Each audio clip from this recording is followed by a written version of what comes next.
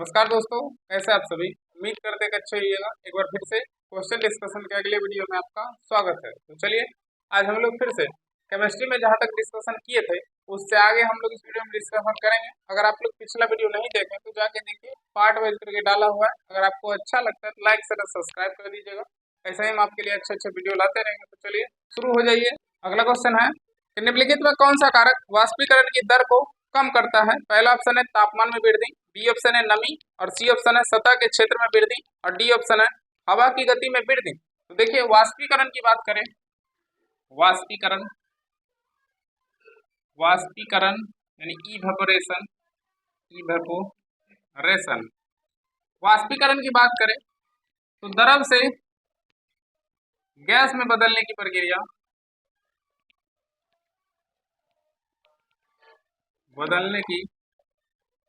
वाष्पीकरण कहलाता है।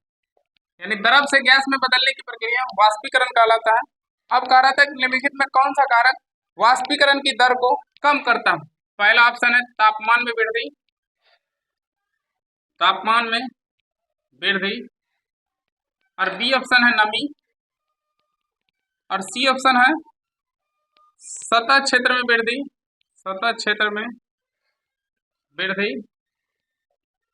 और डी ऑप्शन है हवा की गति में वृद्धि, हवा की गति में वृद्धि।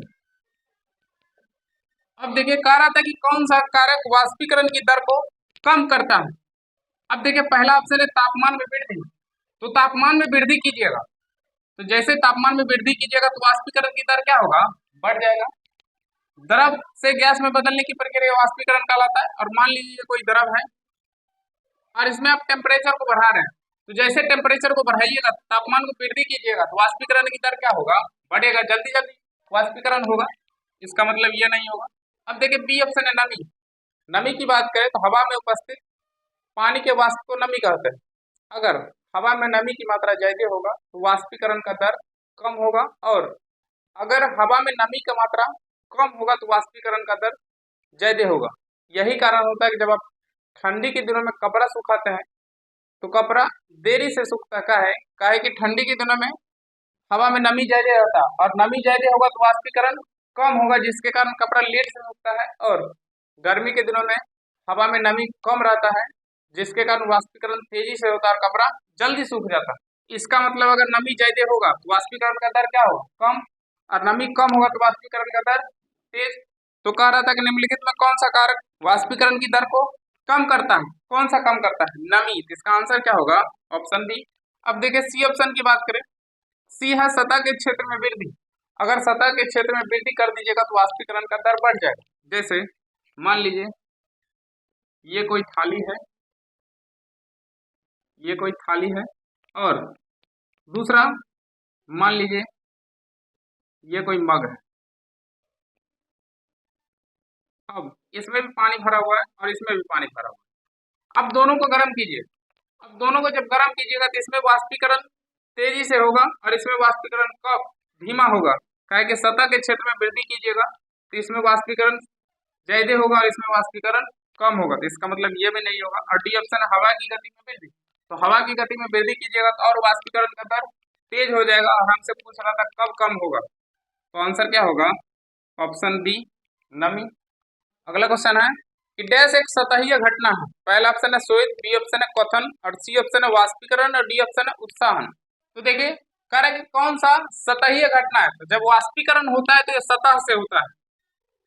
वाष्पीकरण जब भी होता है तो सतह से होता है। इसका आंसर होगा वाष्पीकरण, ऑप्शन सी। अगला क्वेश्चन है कि तरल अवस्था से गैसीय अवस्था में रूपांतरण को क्या कहा जाता है। तो देखिए, आपसे पूछेगा कि तरल से गैस में बदलेगा तो उस प्रक्रिया को क्या कहेंगे, ठोस से द्रव में बदलेगा तो क्या कहेंगे, द्रव से ठोस में बदलेगा तो क्या कहेंगे, गैस से द्रव में बदलेगा तो क्या, ठोस से गैस में बदलेगा तो क्या होगा, और गैस से सीधा ठोस में बदलेगा तो क्या होगा। तो देखिए, ठोस, सॉलिड,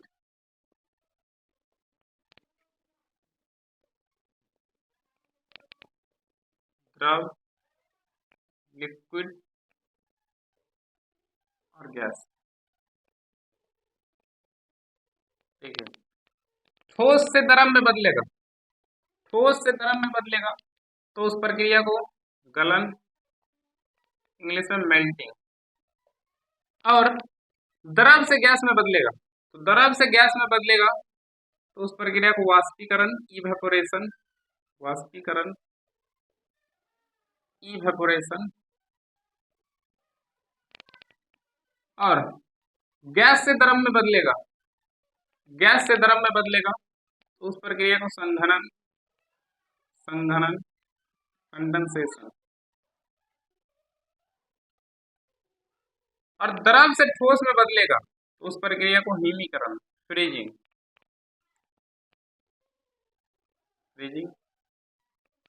और ठोस से सीधा गैस में बदल जाएगा, ठोस से सीधा गैस में बदलेगा तो उस प्रक्रिया को ऊर्ध्वपातन, ऊर्ध्वपातन। और गैस से सीधा ठोस में बदलेगा तो उस प्रक्रिया को निक्षेपण, डिपोजिशन, डिपोजिशन।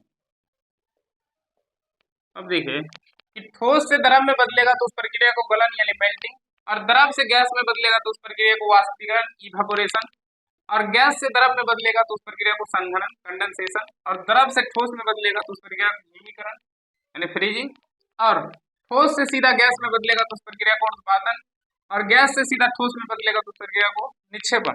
अब देखिए कह रहा था कि तरल अवस्था से, तरल का मतलब यहाँ द्रव से, यानी द्रव अवस्था से गैसीय अवस्था में रूपांतरण, द्रव अवस्था से गैसीय अवस्था में रूपांतरण क्या कहलाता है? वाष्पीकरण। तो इसका आंसर क्या होगा? वाष्पीकरण, ऑप्शन सी। अगला क्वेश्चन है कि मध्यवर्ती तरल अवस्था से गुजरे बिना एक पदार्थ का ठोस अवस्था से गैस अवस्था में परिवर्तन होता है। अब देखिए कह रहा है कि मध्यवर्ती तरल अवस्था से यानी मध्यवर्ती द्रव अवस्था से गुजरे बिना पदार्थ का ठोस अवस्था से गैस अवस्था में परिवर्तन, यानी ठोस से गैस में परिवर्तन क्या कहलाता है? ऊर्ध्वपातन। तो इसका आंसर क्या होगा? ऊर्ध्वपातन, ऑप्शन ए। अगला क्वेश्चन है कि द्रव के ठोस में परिवर्तन की प्रक्रिया को क्या कहा जाता है? इसका आंसर बता दीजिए। कह रहा है कि द्रव के ठोस में बदलने की प्रक्रिया, यानी द्रव के ठोस में बदलने की प्रक्रिया क्या कहलाता है? हिमीकरण। तो इसका आंसर क्या होगा? हिमीकरण, ऑप्शन सी। अब अगला टॉपिक पे आ जाइए। अगला टॉपिक है विलयन। अब हम लोग विलयन से रिलेटेड क्वेश्चन का डिस्कशन करेंगे। तो चलिए हम लोग पहले बात करते हैं विलयन का। विलयन, विलयन यानी सॉल्यूशन। विलयन की बात करें तो दो या दो से अधिक पदार्थों के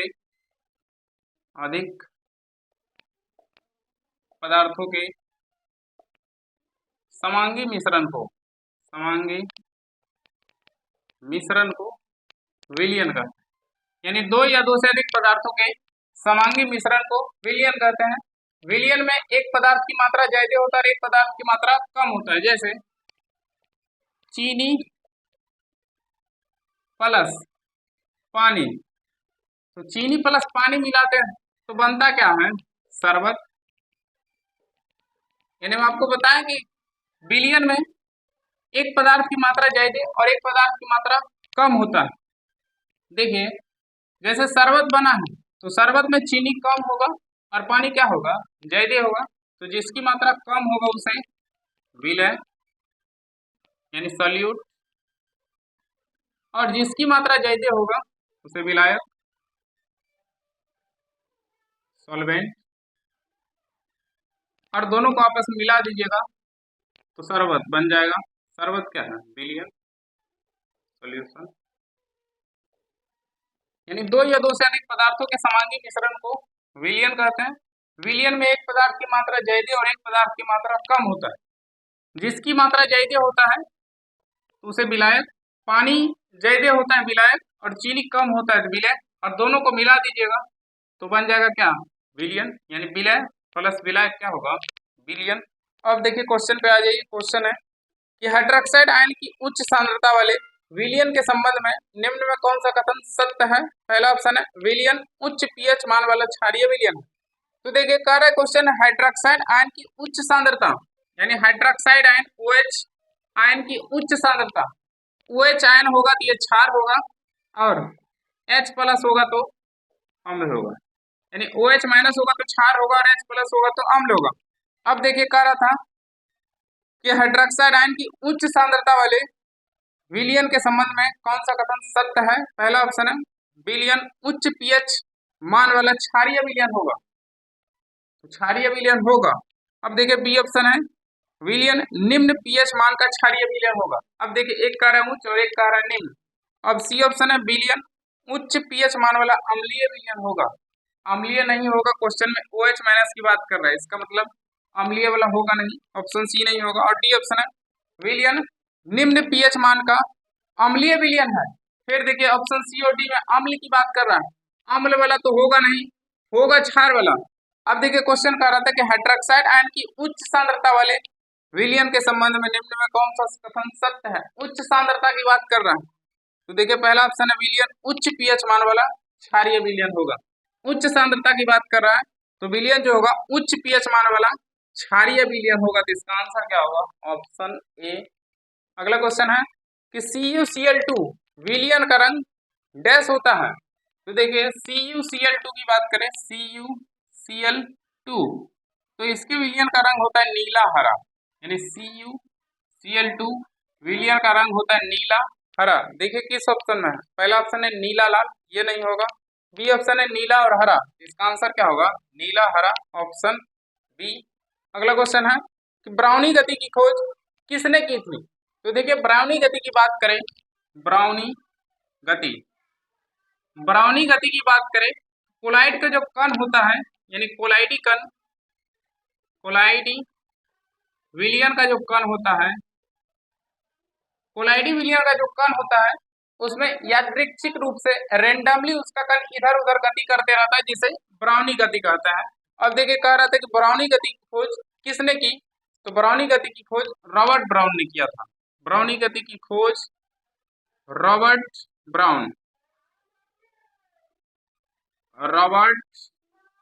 ने किया। ब्राउनी गति की खोज रॉबर्ट ब्राउन ने किया था, इसका आंसर क्या होगा? Option C, Robert Brown. अगला क्वेश्चन है कि दो या दो से अधिक पदार्थों के सजातीय यानी समांगी मिश्रण को डैश कहा जाता है। दो या दो से अधिक पदार्थों के सजातीय या समांगी मिश्रण को क्या कहते हैं? विलयन। तो इसका आंसर क्या होगा? विलयन, ऑप्शन डी। अगला क्वेश्चन है कि विलय और विलायक के समांग मिश्रण कहलाता है। विलय और विलायक के समांग मिश्रण क्या कहलाता है? विलयन। तो इसका भी आंसर क्या होगा? विलयन। अगला क्वेश्चन है कि एक विलयन में पानी की 320 ग्राम मात्रा में 47 ग्राम लवण की मात्रा है, द्रव्यमान प्रतिशत द्वारा विलयन की सांद्रता की गणना कीजिए। तो देखिए अभी हम आपको बताए हैं कि विलय प्लस विलायक को मिला देते हैं, विलायक को मिला देते तो किसका निर्माण होता है? विलयन का। विलय जिसकी मात्रा कम होगा उसे विलय, और जिसकी मात्रा ज्यादा होगा उसे विलायक, और दोनों को मिला दीजिएगा क्या होगा? विलयन। या तो ऐसे भी कह सकते हैं कि जो घुल जाता है वो विलय, यानी जो घुल जाएगा, जो घुल जाएगा विलय, और जिसमें घुल जाएगा, जिसमें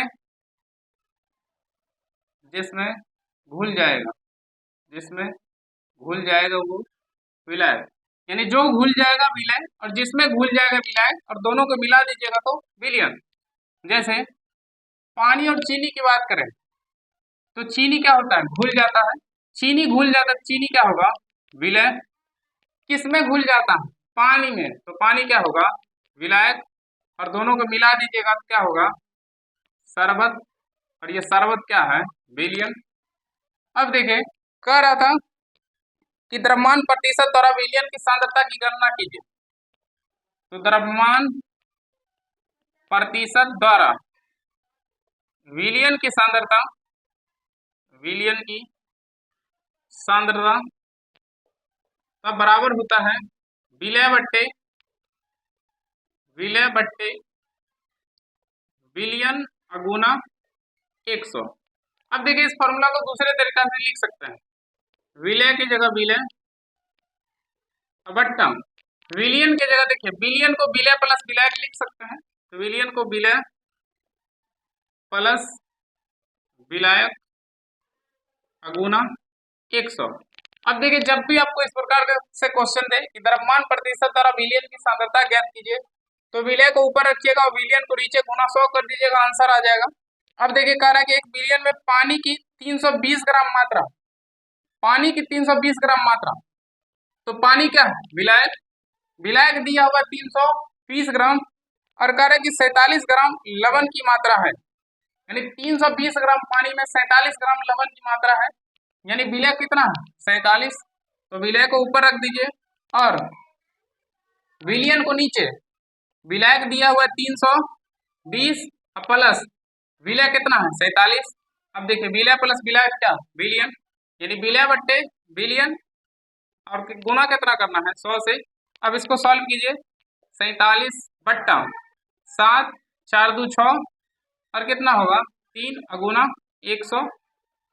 अब देखिए 47 100 बट्टा 367। अब इसमें भाग लगाइए और भाग लगाइए तो आंसर आएगा 12.8% आंसर। अगला क्वेश्चन है, एक द्रव्य जिसमें 49 ग्राम साधारण नमक को 320 ग्राम पानी में घोला गया है, द्रव्य के द्रव्यमान प्रतिशत द्वारा द्रव्यमान के संदर्भ में संयोजकता की गणना कीजिए। देखिए फिर से हम क्वेश्चन पूछ रहा है, कह रहा है कि एक द्रव्य जिसमें 49 ग्राम साधारण नमक, नमक क्या होगा? नमक घुल जाएगा और नमक घुल जाएगा तो क्या होगा? विलय। और विलय का भार दिया हुआ कितना? 49 ग्राम। तो विलय को भार को ऊपर रखना है, 49 को ऊपर रखिए बट्टा विलियन को नीचे, यानी टोटल को नीचे रखना है। तो देखिए 320 ग्राम पानी में घोला गया। अब सीधा विलियन का भार नहीं दिया हुआ, दिया हुआ विलायक का, यानी 320 ग्राम पानी। पानी क्या है? विलायक, यानी 320 ग्राम पानी प्लस विलय को जोड़ेंगे तब विलियन होगा। और कितना विलय? 49।